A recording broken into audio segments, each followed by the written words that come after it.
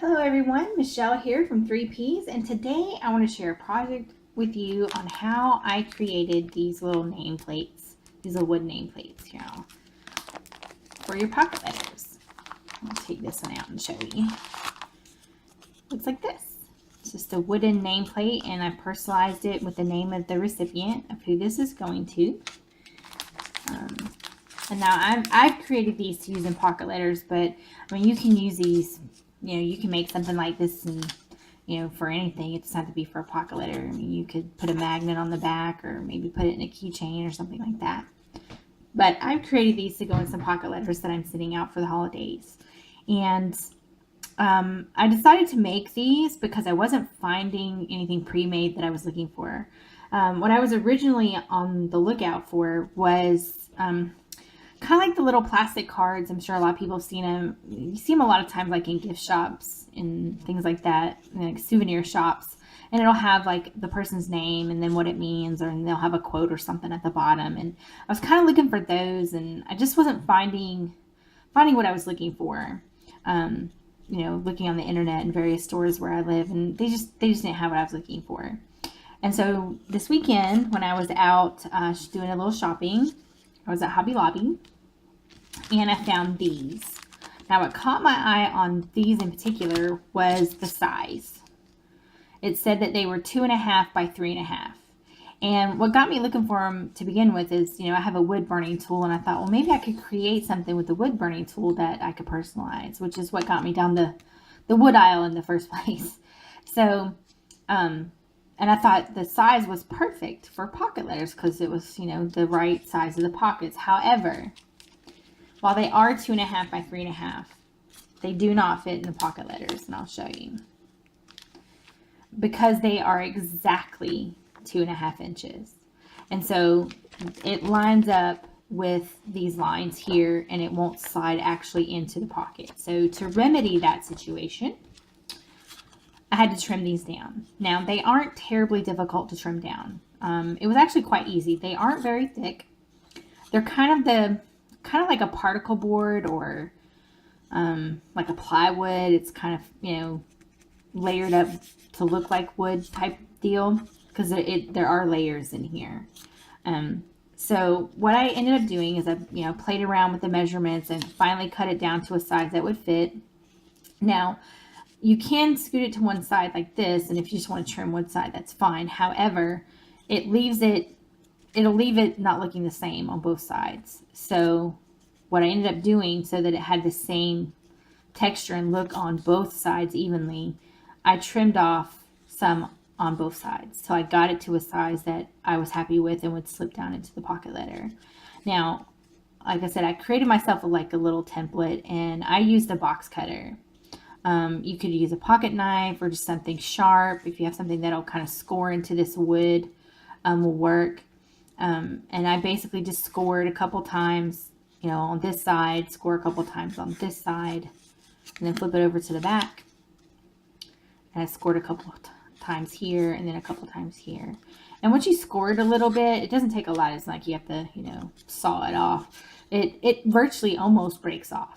Now, you could probably snip it off with like little snips or, pliers or something like that. But I cut it away with a pair of scissors once I had it scored, and it cut away pretty cleanly too. Once it was scored. Once you break it away, it will leave this part will not be smooth. So to get a smooth edge for myself, I use my wood burning tool. Not the fuse, but a wood burning. Now, I don't know if the fuse will actually smooth it out, or how hot it gets, or how much it'll actually burn the wood. That part I don't know, because I don't have a fuse, but I use the wood burning tool. Now, if you don't have a wood burning tool, you could get you the metal files. Get a metal file and kind of sand that down, or a heavy duty file and sand this down, or you could just get you some sandpaper and probably smooth this out. So you could try that. And then to get the burnished look, if you don't have a wood burning tool, you could use maybe shoe polish. You could use, obviously paint, or, your stamps, maybe your ink pads, or I know you can get the furniture polish little correcting pens. They look like markers, but they have wood stain inside, and you could use that to create you kind of a burnished edge if you don't have a wood burning tool. So you can get the same look without actually having that tool. And then they do come with a pre-punched little hole here, but that's really, really tiny. So to make that bigger, in my case, again, I use my wood burning tool to create that hole. But you could use maybe a drill bit. You could probably hammer a nail through there to get a bigger hole. I'm pretty sure a lot of creative people out there, y'all could come up with a way to do that. But that's how I got mine the right size. And it really didn't take very long. It took me no time at all to get these down. So it goes pretty quick once you get you a little template going like I've got here. Now they come plain, but in order to get this wood look on the front, I got one of these. I picked this up yesterday, I'm sorry. I got it at Hobby Lobby, and it was normally what is the price? Yeah, there it is. It's normally $10. I got mine for $5. It was 50% off. They had all their stamps 50% off, $5. I was like, I'd snagged that up right away. I've been looking for a big wood stamp like this for, I don't know, like a month. I feel like I've been looking forever, but probably a better part of a month I've been looking for a stamp like this. And my Hobby Lobby and Michael's, they both sell out of there so fast. So when I saw it, $5, snagged it, and I was really happy I picked this up. Now, one of the plus sizes to this stamp being so, huge is I was able to ink up one side in black and the other side in brown. And then I took the cards, or these little squares, and then lay them down like this. And I pressed the wood into the stamp this way instead of stamping the stamp onto the wood. And it just made it much, much easier to get a clean stamp from that. So you don't have to ink up the whole thing, because I use brown and black on these.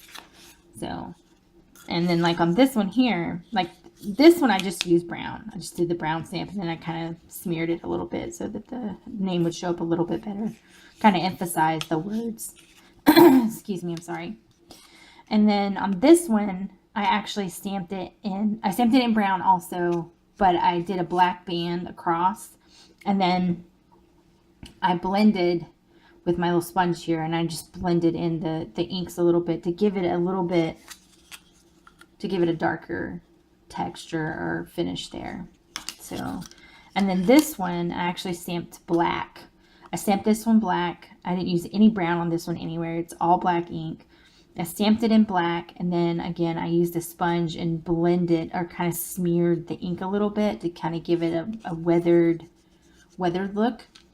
And then on this one, I stamped it brown. So, but yeah, I mean, they all came out completely different, but I used the same materials. Now for the alphas across the front, I picked up this sticker pack today. It's got 5 sheets from Me and My Big Ideas, and they're gold colored. I thought that would kind of complement and look pretty nice on those. So it's got a sheet that looks like this, and it's got these kind of alphas, and it's got these little looks like typewriter letters, but it's got some quotes, or not quotes, but it's got words.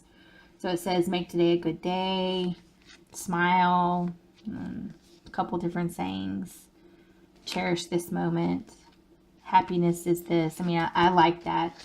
So I could put my own little saying or quote on the bottom. And then it's got these kind of smaller alphas, and then it's got these little circle dots. I think these little dots are actually going to be good for people who have long names.